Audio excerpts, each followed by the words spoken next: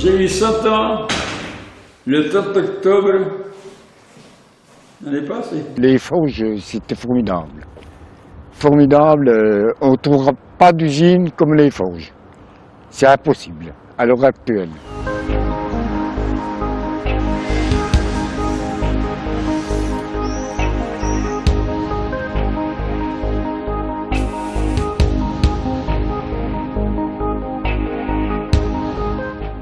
Vous êtes ici devant le bâtiment où se trouvaient les aciéries Martin et Électrique. L'aciérie Martin, j'ai travaillé pendant une dizaine d'années dans cet atelier, donc je le connaissais assez bien. Ces deux fours Martin avec chacun une capacité de 50 tonnes de métal et deux fours électriques d'une capacité de 7 tonnes chacun. Le four Martin était chauffé au gaz de houille. Et à cet effet, il y avait un gazogène au bord du Doubs, en face des bâtiments qui sont là. Il arrivait quelquefois que ce four Martin était en retard, soit pour des raisons techniques, soit pour des raisons de chauffage. Et à partir d'un certain moment, il arrivait que brusquement, on avait l'impression qu'il y avait une panne de courant et tout s'arrêtait. En réalité, ce n'était pas ça du tout. Les ouvriers s'étaient assis, ils attendaient quelques minutes que le taupe soit donné par le contremaître. Et en attendant, il y a eu une voix qui s'élevait du chantier. C'était un Italien qui chantait très bien et qui entonnait des airs d'opéra ou d'opérette. Tout le monde appréciait, mais à partir du moment où on entendait la voix du contremaître qui criait « Envoyez !», tout le monde se remettait au boulot. Et le bruit recommençait. Donc cet atelier fabriquait des lingots de 250 kg chacun, qui étaient ensuite, on laissait refroidir et on les emmenait sur un parc où c'était rangé avec les numéros de coulée et la nature du métal, de façon à ce qu'on puisse servir les clients qui avaient besoin de cette qualité de métal. Le travail donc de l'aciérie s'arrêtait à ça, c'est-à-dire qu'il y avait pas mal de personnel et en particulier on traitait la ferraille, par exemple des rails de chemin de fer qui venaient de l'extérieur et qu'on coupait en morceaux pour pouvoir enfourner au four électrique qui lui était chargé manuellement, au contraire du four Martin qui était chargé avec des ponts roulants. Voilà ce qui se passait à l'aciérie et je pense que chacun était satisfait du travail qui était donné à cet atelier. C'était un peu chaud en été, froid dans le dos en hiver, comme on l'a mis noir d'ailleurs, mais chacun était satisfait du travail à ma connaissance et ne voulait pas changer avec un autre atelier. Le travail de cet atelier était assez spectaculaire, surtout au moment de la coulée.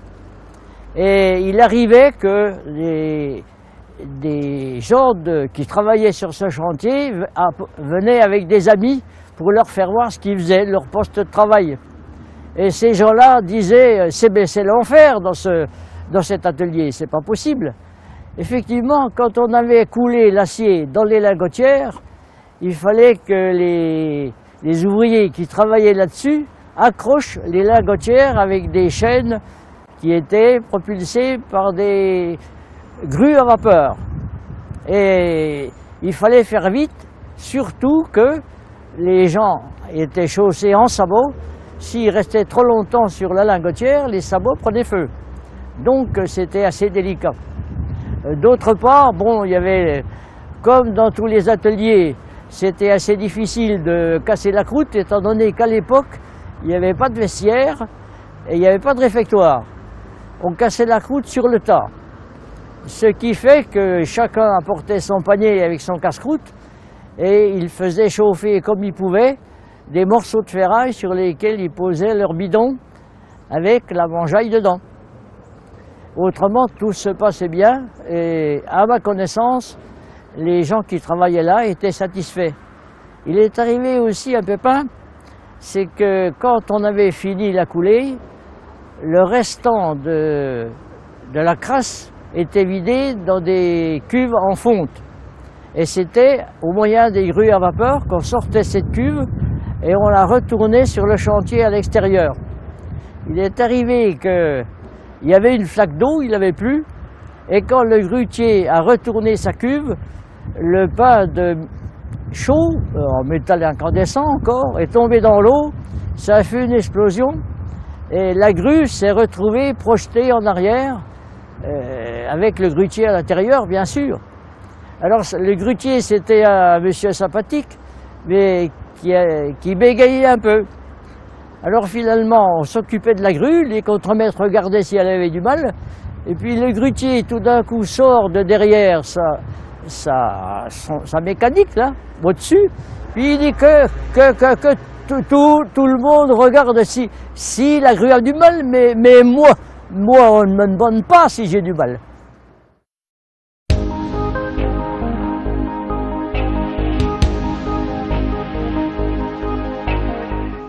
Ben voilà, ici on se positionne en gros devant mon ancien atelier où je travaillais à l'entretien, ce qui s'appelait l'ajustage, suivi du bâtiment qui se trouve dans le bout, qui est toujours là, qui était le service électrique, où c'était où changer les moteurs, où il réparait enfin différents trucs quoi. Je suis rentré au mois de décembre 58 et quitté les forges donc au mois de juillet 68, à la fermeture définitive de la compagnie des forges. Notre travail consistait à réparer tout ce qui pouvait être cassé dans l'usine. Autrement dit, on changeait les câbles des pans roulants, des bennes auto, vous savez, c'est des bennes qui se referment. Ça cassait souvent les câbles des fours à recuire qui recuisaient au charbon. Ces câbles étaient souterrains et quand ça cassait, il fallait les sortir du four. Alors on était appelé à ramper sous le four pour aller changer les accrochages de câbles avec des températures qui étaient assez hautes. Enfin, tout ce qui cassait, quoi, tout ce qui pouvait, comme au train à l'Arget, par exemple, le bâtiment qui se trouve derrière vous, là, c'était tout des rouleaux. Bon, les rouleaux tournaient dans des coussinets. Ces coussinets s'usaient. Donc, il fallait les démonter, les rechanger. Enfin, tout ce qui pouvait concerner, l'entretien de toute l'usine, quoi. En bas, il y avait le décapage.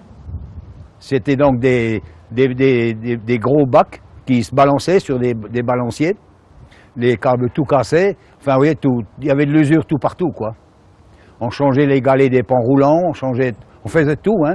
Il y avait même, extérieurement, il y avait le transbordeur, c'était un grand bac, un grand entrepôt à charbon, quoi, avec un pont roulant, donc il y avait souvent aussi des ennuis, hein.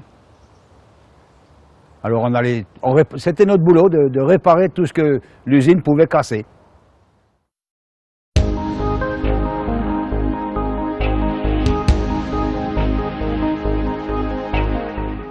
C'est l'atelier du service électrique. J'y suis rentré à l'âge de 16 ans. Jusqu'en 1968, on a été licencié. Notre travail consistait, c'était que du travail de professionnel. Mais on était capable de faire tous les métiers. Il fallait qu'on fasse tous les métiers. Aussi bien changer un moteur, rebobiner un moteur, changer une lampe de rue, creuser une tranchée pour passer un câble, et tous les dépannages possibles et imaginables, surtout dans les gazogènes, comme le bâtiment qui est là-haut.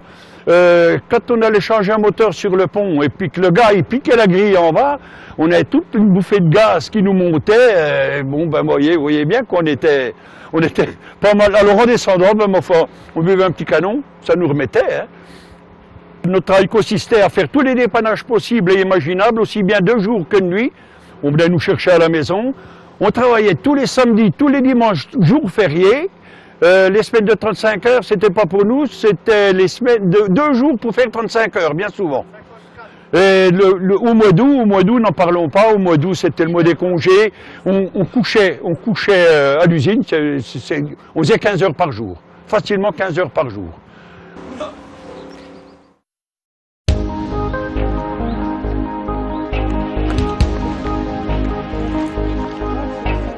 J'ai commencé en 1942 pendant la guerre. Et puis, ben, ma foi, c'était assez dur. J'ai fait mon apprentissage à l'ajustage. Et à 18 ans, ils nous faisaient passer un essai. Alors, on était payé selon l'essai qui était fait, s'il était bien fait. Bon, ça va de soi, on était payé à peu près, mais on essayait de le faire le plus correctement possible. Bon, et puis, bon, qu'est-ce que je vais vous dire? Le travail était assez dur, et puis en prenant de l'âge, ben, ma foi, on était responsable des chantiers, principalement les ponts roulants, les grues, les locomotives, toutes les machines. On travaillait 8 heures par jour, à raison de, on travaillait le samedi matin et le dimanche matin. Et puis si le travail n'était pas fait à midi, il fallait revenir à l'après-midi. J'ai eu un accident assez grave en tapant de la masse. Moi je tenais une chasse manchée et le copain il tapait de la masse, San Ricardo. Il a tapé autour de la tête de la chasse, qui a été écaillé. Alors, comme il a porté à faux, j'ai repris l'éclat dans l'œil. Ça m'a ouvert l'œil sur 1 centimètre, juste au-dessus du voyant. Alors de ça, mon copain il m'a emmené à l'infirmerie. De l'infirmerie, il n'a pas fallu... On ne pouvait pas aller tout de suite, il fallait faire les papiers avant d'aller à l'hôpital. Alors pendant ce temps-là, mon œil coulait, alors il fallait quand même m'entreprendre l'œil tout de suite. Alors pendant l'ambulance m'a quand même emmené chez le docteur Grosjean à Montbéliard, qui n'existe plus maintenant certainement. J'ai resté 3 mois à la maison, j'ai resté 1 semaine aveugle, il m'a bouché le bon pour ne pas fatiguer ceux qui étaient opérés. Ma femme, elle venait me voir, je ne la voyais pas, mes parents, tout ça, les amis, c'est dur, hein. Et puis, quand, bon, au bout de 8 jours, ils m'ont sorti à la maison, je suis revenu à la maison, mais seulement pour me faire sortir, il a fallu donner 500 francs, qui équivalait à 50 000 balles maintenant, pour me laisser sortir. Il a fallu que ma femme en prenne des sous à ma mère. Et une fois, j'ai failli la tête coupée par un pont roulant aussi. C'est le père du gars qu'on a vu là, qui m'a sauvé la vie, le Santo Daminelli. Quand il a vu le pont roulant arriver à fond la caisse, le pontonnier, il lisait un livre, le Finot, il lisait un livre dans la cabine. Ça faisait toute la matinée que je travaillais sur le parc à Bilon, mais là, alors il passait à côté de moi, bon, il savait que j'étais là, il me voyait, mais comme il bouquinait là, il a pu penser à moi. Le Santo, quand il m'a vu, il a vite couru, il m'a tiré par la veste, j'ai tombé par terre à la renverse, heureusement, en ça j'ai la tête coupée, à ma hauteur, avec des tôles tranchées comme des cisailles, hein, tu vois, elles sortaient des fours.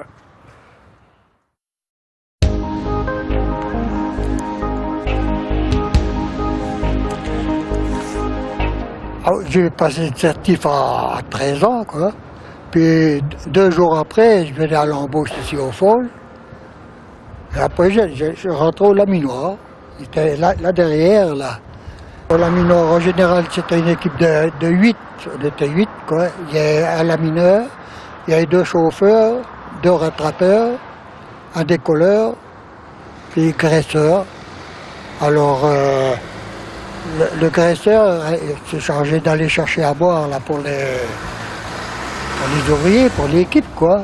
On a eu des pâtés, on allait chercher l'eau à la portière, là, il y a une pompe. Et puis, un jour, là, l'équipe avait soif, alors ils m'ont donné le pâté, ils m'ont dit, tu vas aller chez la Claudine, tu prendras 2 litres de blanc, tu mettras dans le pâté à la place de l'eau, comme ça le portier ne verra pas.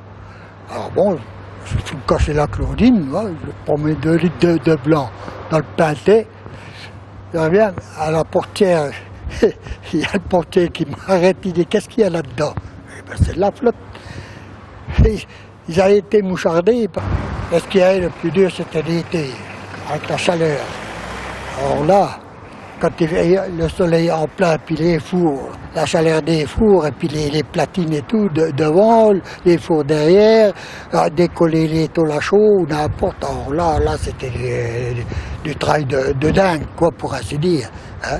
Il fallait avoir vécu là-dedans pour le comprendre. Alors ben, nous, on faisait ça comme on aurait fait autre chose. C'était pareil, puisqu'on était destiné à ça. Hein. Alors, l'un dans l'autre, ça allait. L'hiver, ça allait parce qu'on avait chaud. C'était le contraire de l'été. L'été, c'était intenable, pour ainsi dire.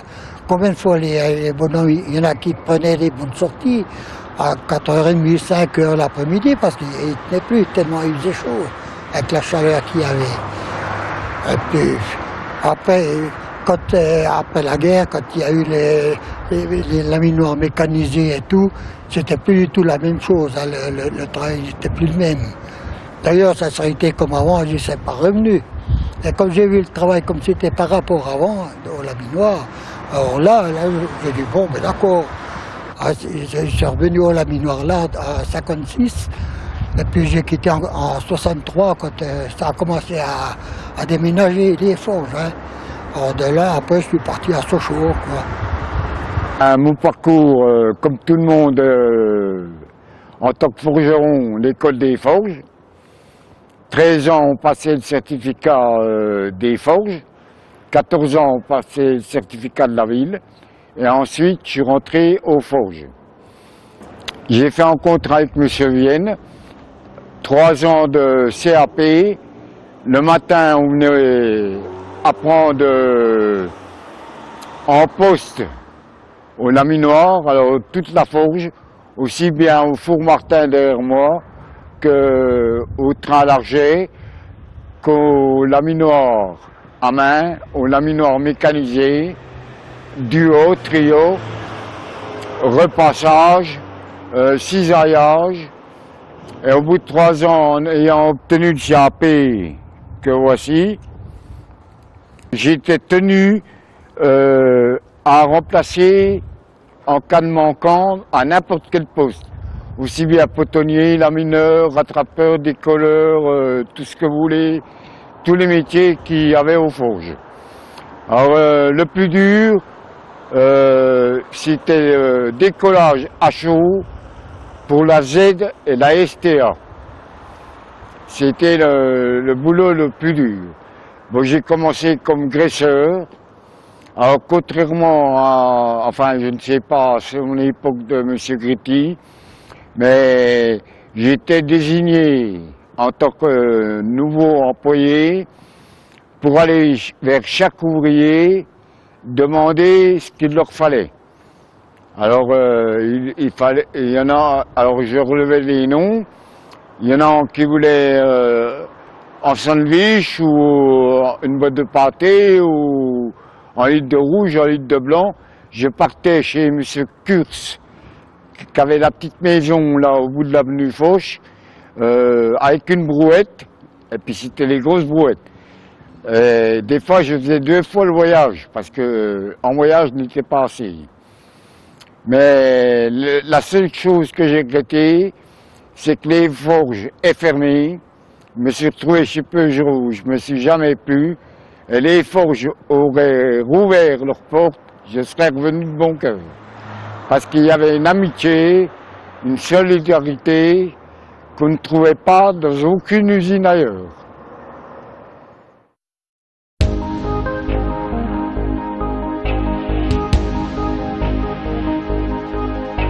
Et alors dans ce bâtiment que vous avez derrière moi, là, c'était l'endroit où on a réalisé une partie des tuyauteries de l'usine de Pierre Latte.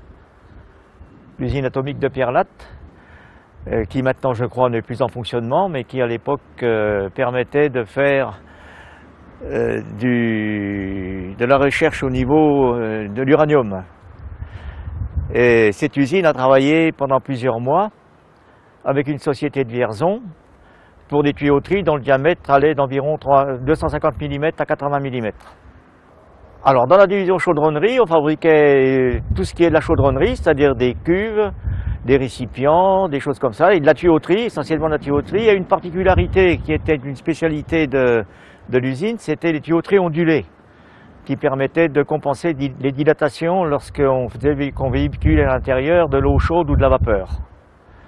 Alors maintenant, nous sommes sur l'autre façade du bâtiment où on a travaillé ces fameuses tuyauteries de pierre latte dont je parlais tout à l'heure.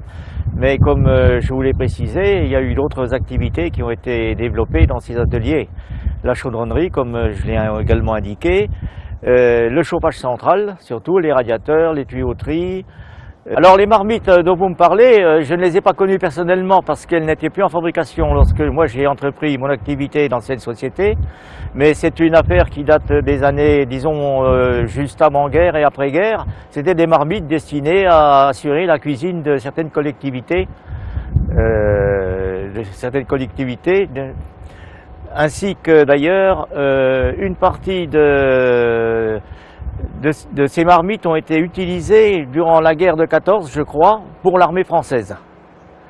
Il y a d'ailleurs des photos qui existent et qui montrent précisément des installations de ce type en cours de préparation pour le départ. On a fabriqué également de grosses installations de trempes électrophorèses pour Peugeot, les cubes électrophorèses qui sont installés actuellement à l'usine de peinture à Sochaux, ainsi que celle de Mulhouse, et toute une série d'activités pour l'industrie, pour la marine, en particulier en tuyauterie, qui se sont développées petit à petit jusqu'à l'arrêt de l'usine aux alentours des années 70-71. J'étais le dernier responsable de la société en question à assurer la fermeture de l'usine, si je comprends bien, et surtout une partie du reclassement du personnel, notamment aux usines Peugeot à Sochaux.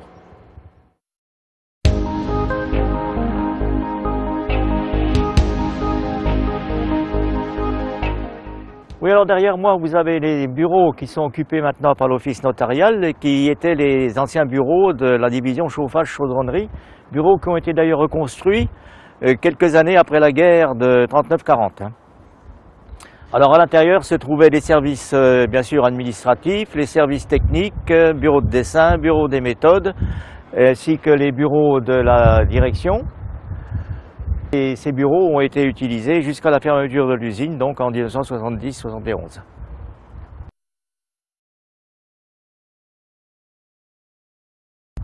Le premier bureau, c'était la sécurité sociale. C'est-à-dire que c'était Madame Lowe qui venait de Dodincourt, qui venait donner la sécurité sociale pour les gens des Forges. Nous, on amenait nos feuilles de maladie là, puis elle, la semaine après, elle nous donnait le remboursement. Remboursé aussi, voilà. C'est bien. Ouais.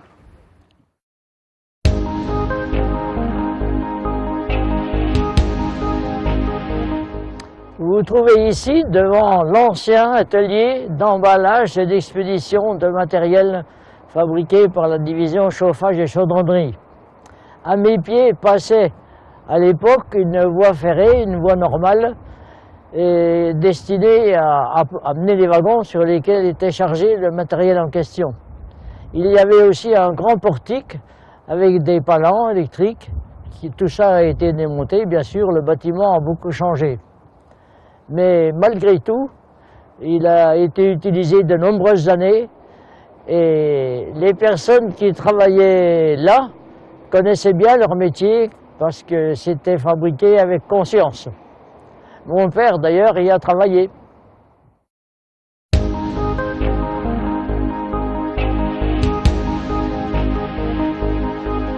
Là-bas, à la limite de la ville et puis de l'usine, il y avait le canal qui est bouché maintenant. Le bâtiment, la direction, c'était des restants, c'est à cause des morceaux de l'ancien bâtiment. Comme moi qui avais un fils, Joël, comme camarade de communion, la communion privée, qui était un peu plus liaison, puis qui est venu chez lui, qui m'accompagnait chez lui, pour faire en 4 heures avec tout ce qu'il fallait. Puis ma foi, on a été visiter tout ça là-bas. L'on a eu du chemin de fer. Il y avait une serre là-bas, avec des plantes, il aurait fallu voir là-dedans ce qu'il y avait. La glace était distribuée par une sablière qui se trouvait. Il y a le transbordeur maintenant là-bas, avant qu'il soit fait, même pendant qu'il allait être fait. Où je le dis entre nous, vous en faites ce que vous avez. Il y avait autant de colombins dans l'eau que d'autres choses. Et puis on allait chercher ça, pour me donner une glacière qui était par ici, je ne sais pas où. Quand il y a eu des personnes en besoin, disons des femmes en couche qui ont eu quelque chose, avant d'aller à la glace à Sochaux, à la brasserie, on venait chercher la glace ici, qu'on portait dans les appartements. Je peux bien donner le nom à côté de moi, comme mes voisins, qui s'appelait Dubaï, qui a beaucoup d'enfants. Alors je suis venu chercher ici avec un bidon de la glace. Il y avait les écuries et tout. Et puis je peux porter dans la famille.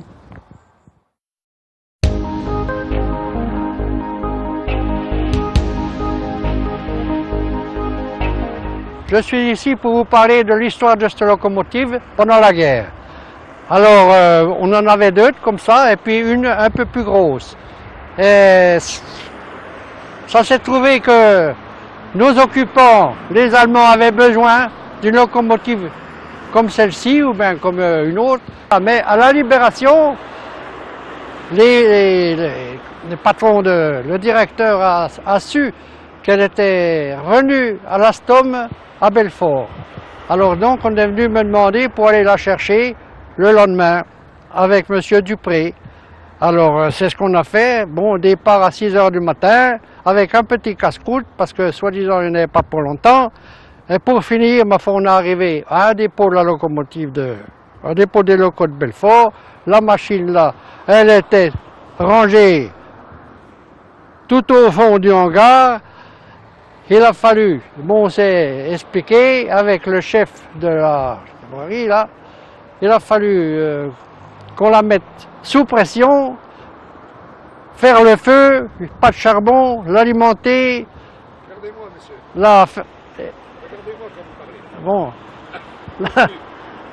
Essayer de la mettre sous pression avec beaucoup de mal, en commençant à 7 h du matin, à midi, il y avait 2 kilos de pression. Puis qu'il en fallait 5 pour partir. Bon, on a quand même réussi à démarrer. Il y a un gars de la SNCF qui est venu avec nous pour nous indiquer, parce qu'il y avait une voie unique de Belfort pour venir à Audincourt. Ils avaient fait sauter une voie. Il y a un gars de la SNCF qui est venu pour nous indiquer, pour nous garer, pour laisser passer l'express ou le rapide sur des voies de garage. On arrive quand même péniblement à Héricourt, on s'arrête dans une voie de garage, il y a une dame qui se présente. « Bonjour messieurs, est-ce que vous pourriez pas m'emmener à Montbéliard ou à mon mari, il travaille à la gare ?» Oh ben si, alors on était 3, plus le vélo, plus la dame là, on était 4 dans la cabine. Alors moi j'étais hardi dans le charbon. Arrive à Héricourt, il n'y avait plus d'eau, plus de charbon. Il a fallu tout emburer, le charbon, puis de l'eau, avec les veaux, puis des seaux. Il n'y avait pas de... rien du tout. Il n'y avait pas de tuyau, rien du tout. Bon, nous voilà partis, il était déjà tard. Il était au moins 4h, 4-5 h de l'après-midi. Depuis 6 h le matin, on arrive péniblement à Montbéliard, alors là, plus d'eau, plus de charbon. La dame du chef de gare de Montbéliard, elle avait un beau corsage blanc, il était tout noir. Nous, on était noirs comme des corbeaux aussi. Alors, comme on rentrait, on n'a pas pu aller plus loin. Alors, on l'a laissé en gare de Montbéliard. Puis le lendemain, c'est le train de marchandises qui est venu la chercher pour ramener à la gare d'Audincourt, en queue de la rame.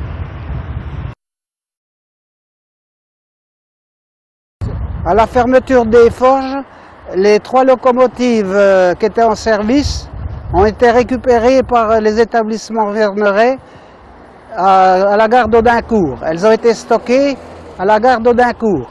Et là, il y a une locomotive qui a été rachetée par Vogelsheim qui roule encore, qui fait des circuits touristiques. Il y en a une qui a été, que Verneret a mis carrément à la ferraille. Il n'y est resté que celle-ci, Et au fil des jours, la ville, Verneret voulait s'en débarrasser, et la ville a demandé à lancer l'achat. Et c'est une société du Gard qui a été preneuse. Mais il y a eu un concours de circonstances avec un ancien des Forges et moi, qui m'a demandé de ne pas laisser partir cette loco.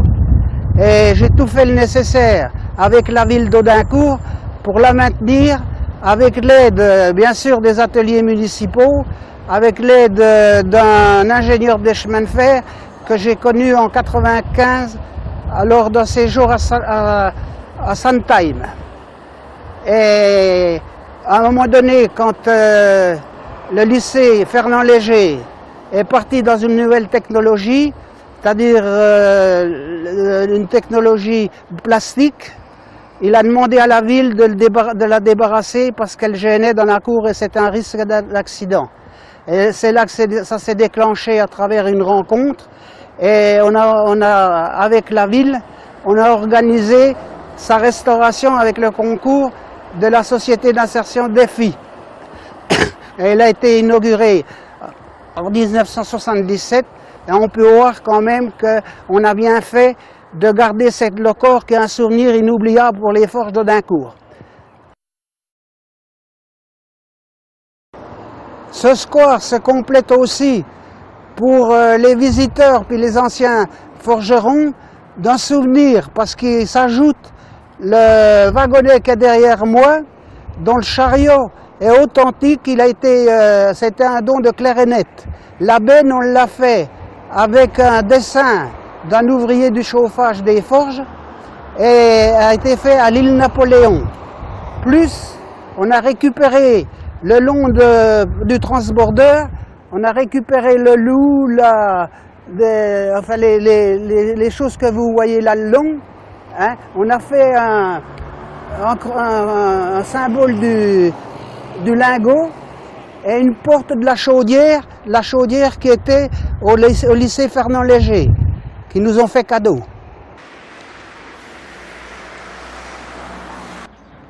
En ce qui concerne notre association, nous avons appris qu'en Alsace, il y avait une locomotive de ce modèle-là qui tractait un train touristique.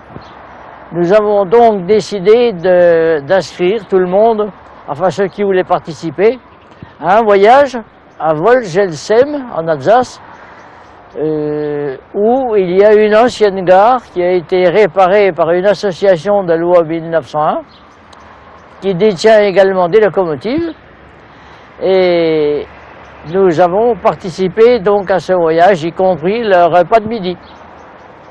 On a pris le train dans cette gare et nous sommes allés jusqu'à un embarcadère sur le Rhin, d'où nous sommes revenus vers le point de départ par le Rhin.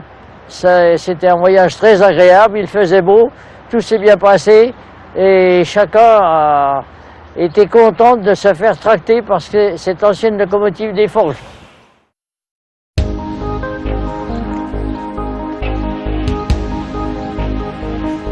Nous sommes devant la cité de l'Ouvroir. C'est une des plus anciennes cités de la Compagnie des Forges. Elle date de 1836. À côté, il y avait aussi une autre cité qui s'appelait la cité du magasin, avec un espacement entre les deux. Et à proximité de cet espacement, il y avait ce qu'on appelait la maison des sœurs. Les sœurs infirmières, c'est-à-dire si on avait besoin de soins, en dehors des heures de travail, on pouvait aller s'adresser chez les sœurs à leur domicile. Ici, nous sommes dans les cités du magasin, où j'y habité depuis 1936. C'est les cités du magasin, cité de l'Ouvroir après, dû aux sœurs qui étaient derrière et qui avaient des femmes, des filles qui allaient pour tricoter ou autre chose. Alors ça est sorti après les cités de l'Ouvroir.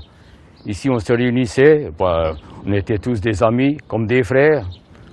On s'amusait au boule, on s'amusait aux cartes, et puis tout se passait très bien, tout en famille.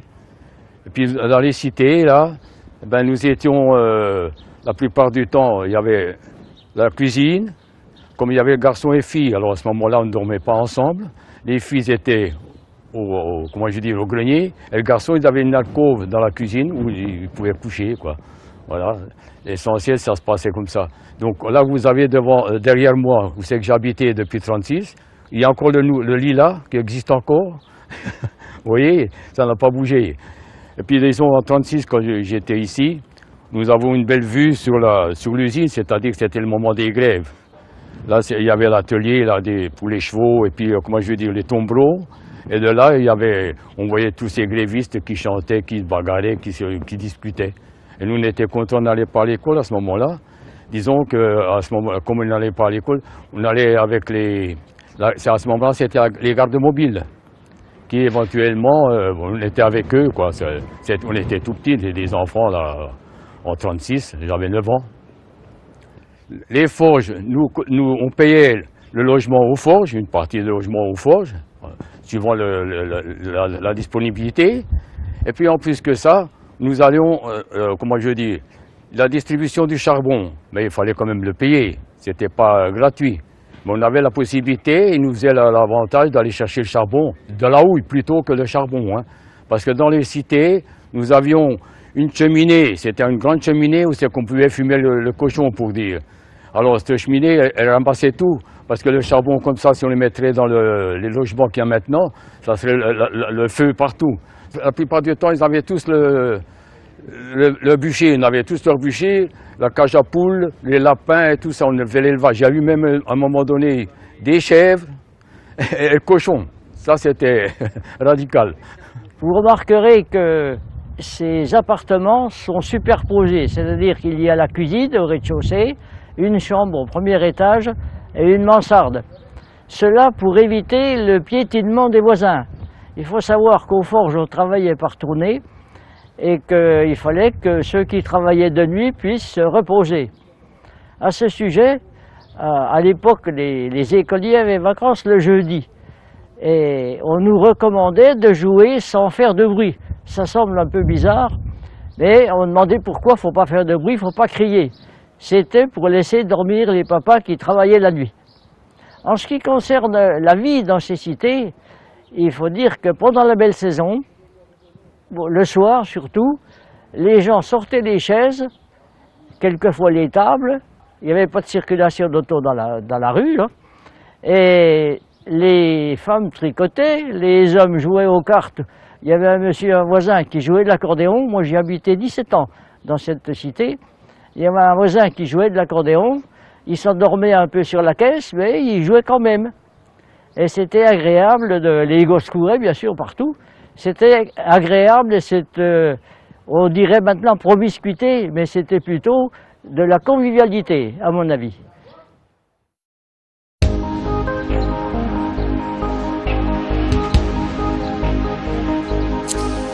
Bon, ici on se trouve devant l'ancienne laiterie, où Madame Georgie distribuait le lait aux ouvriers des forges de la cour. Et puis, mais avant qu'elle soit ici, la laiterie était à conciergerie, donc à l'entrée des forges, à l'entrée de l'usine des forges. Puis souvent, Madame Salvi, enfin Mademoiselle Salvi, venait donner un coup de main à Madame Georgie pour distribuer le lait. Et quand Madame Georgie était allée en retraite, c'est Mademoiselle Salvi qui l'a remplacée. Voilà. Donc ici, on se trouve aussi, où c'est qu'il y a le pilier, là, il y avait la fontaine, où c'est les gosses des laminois qui venaient chercher avec le pintet l'eau pour les lamineurs. Alors là, on était tout près dans la cité, ça faisait un de ces boucons parce que là, c'était boum, sans arrêt, voilà, on était bien mis là. Et puis derrière la laiterie, là, il y avait donc le bureau de paye avant.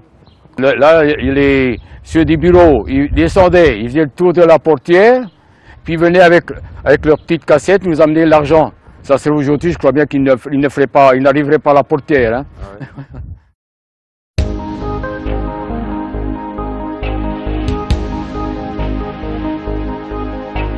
Vous êtes ici devant l'ancienne école de filles de la Compagnie des Forges.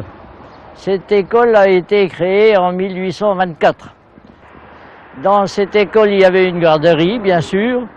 Je me souviens de quelques noms. Il y avait Madame Varisien, Mademoiselle Leclerc, Mademoiselle Guillaume, Madame Bretechstein. et d'autres bien sûr. À l'époque, c'était assez facile de venir ici puisque l'avenue des Forges donnait à peu près exclusivement sur l'usine. Il n'y avait donc pas une grande circulation et c'était très bien pour les enfants. Ici se trouve l'entrée de l'ancienne école de garderie de la Compagnie des Forges. L'endroit était assez bien placé puisque l'avenue des Forges donnait jusqu'ici, donc avec la circulation, c'était plus facile pour les enfants de venir à l'école ici. En ce qui concerne les garçons, il n'y avait pas d'école à l'époque.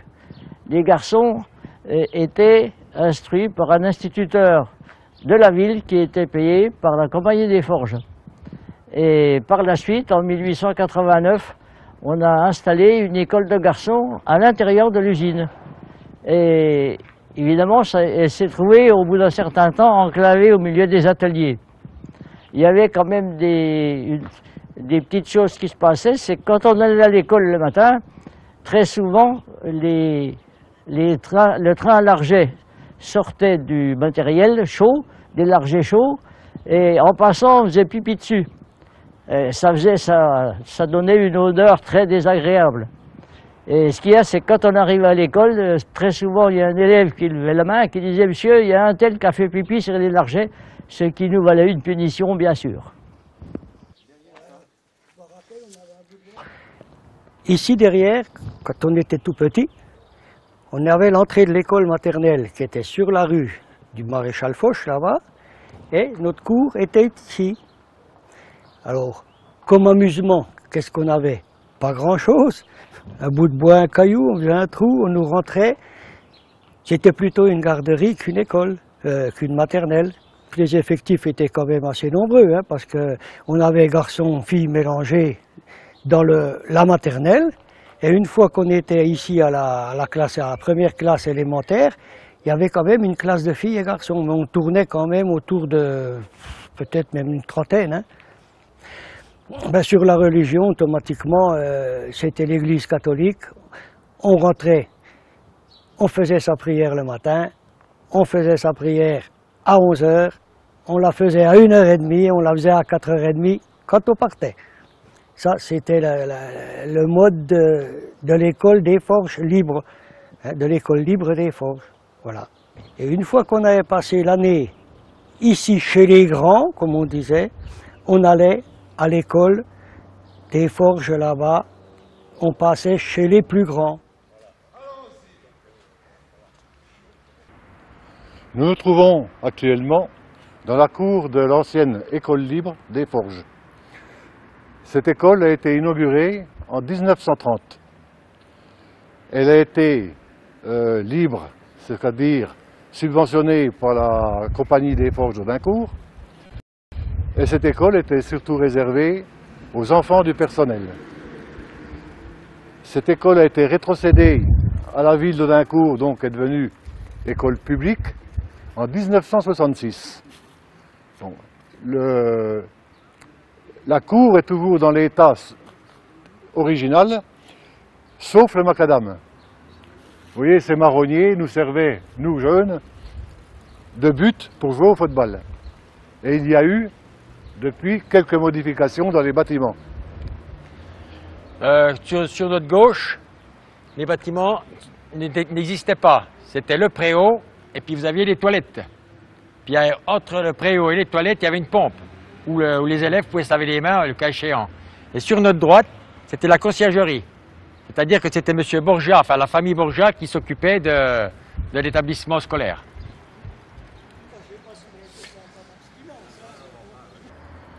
Comme vous le voyez, cette école a une particularité, c'est-à-dire que tous les accès aux classes sont directs. Il n'y a pas de corridor. Vous entrez directement dans la classe et vous sortez directement dans la cour. Nos instituteurs étaient souvent ici, sur cet escalier, en train de nous contrôler, de regarder les jeux, principalement le football, que l'on pratiquait dans la cour. Une activité que l'on avait disons, en annexe, c'était principalement d'aller servir la messe.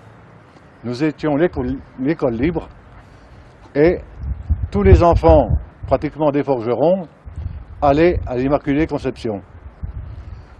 Aussi, nous étions pris, à tour de rôle bien sûr, pour aller servir la messe à la chapelle d'hiver, à 7 h le matin, le dimanche, pour la messe de 9 h, de 10 h, et hélas les enterrements, bien sûr. Mais le coin le plus réjouissant, c'était quand on allait au baptême, parce qu'on avait les dragées et les petites pièces.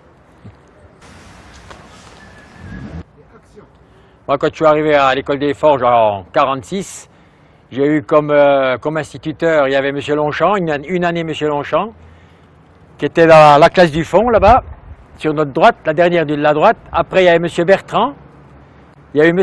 Roblin, puis M. Gauchet, qui se trouvait complètement à gauche.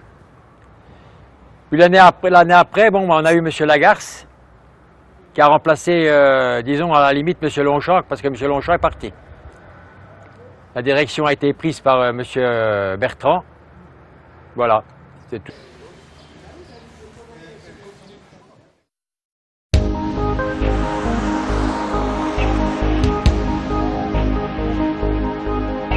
Derrière moi se trouve anciennement le magasin La Fraternelle, qui existait déjà dans les années 50. Puis moi je me rappelle quand je venais aux commissions avec mes sœurs, on payait au carnet.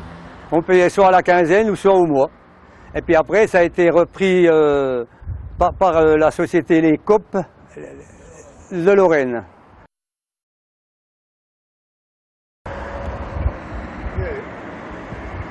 Bon ben voilà, on va exposer la situation. À l'emplacement où on est là en ce moment, c'était la terrasse du café de la Claudine, qui était couvert en plus. Et puis sur ma gauche, il y avait un gros tilleul là, avec un banc. Puis nous les jeunes, soit pour partir, soit pour aller au football, ou bien soit pour aller au bal au bon ami, c'était là, notre réunion, c'était ici. Voilà.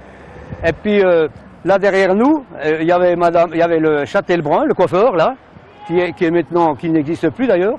Et puis un peu plus loin, on l'appelait La Bonnette, c'était un petit magasin d'alimentation. Hein. On l'appelait La Bonnette, hein. Puis c'est là qu'on allait. Puis au bout, c'était une boucherie qui existe encore. Et ce qui était bien dans cette petite boucherie, parce qu'on venait acheter, mais on avait toujours notre tranche. On avait droit à notre rondelle de saucisson. De petits saucissons. Voilà. Hein. Et ça c'était vraiment. Ah, ça marquait. Ça marquait. Hein. C'était typiquement les Forges. Voilà, hein. parce qu'on ne retrouve plus ça maintenant. Voilà, hein, exactement. Oui. Hein. Ouais. Tous les jeudis, il y avait le marché ici aussi. Avant que la place soit comme maintenant. Hein. Il y avait le banc, l'anneau là-bas qui était les légumes, puis les fruits et légumes. Ici, on avait le fromager qui venait d'un coup. Hein. Oui. Il y avait Madame Millot qui avait son banc d'habillement. Hein. Puis l'autre côté, je m'en souviens plus, aussi, il y avait encore 2 ou 3 bancs. Derrière moi se trouvait anciennement le bureau de tabac tenu par la grand-mère Revers. À côté le café Revers-Morin, tenu par la Suzanne. Plus loin, on avait une salle où les gens pouvaient manger et danser. Et après, il y avait le garage Strobel. En face, on avait le lavoir que la mairie a détruite, c'est dommage.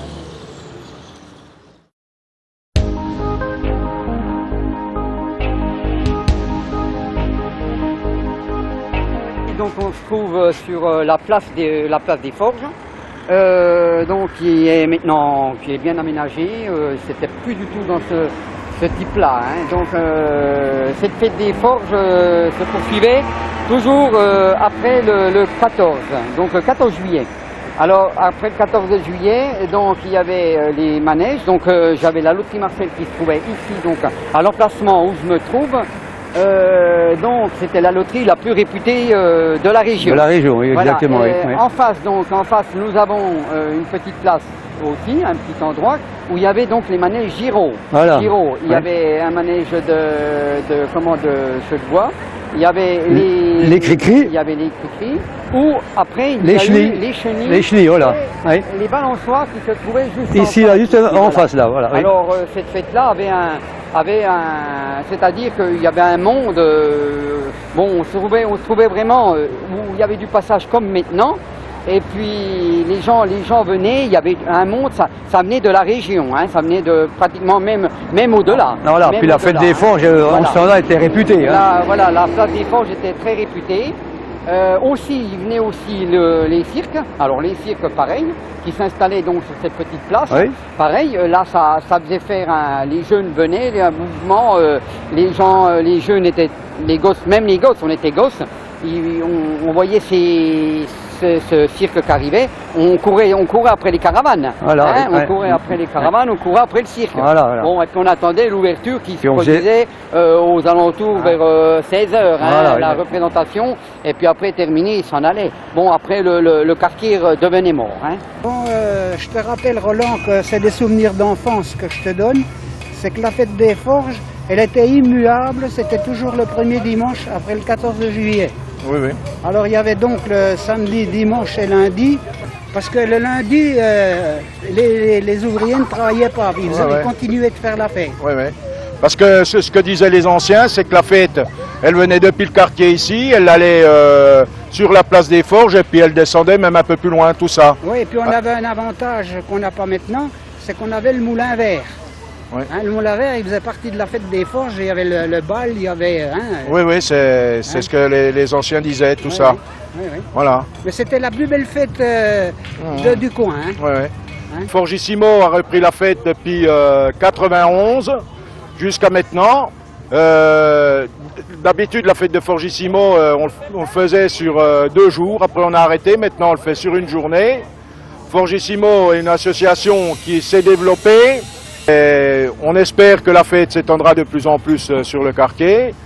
On avait commencé la fête des Forges sur le stade des Forges vers Perlinski là-bas. Et c'est seulement après qu'on est venu s'étendre ici sur la cour de l'Orangerie. Parce que bon, il y a des arbres, il y a une bonne ambiance, puis on est au milieu du quartier. Voilà.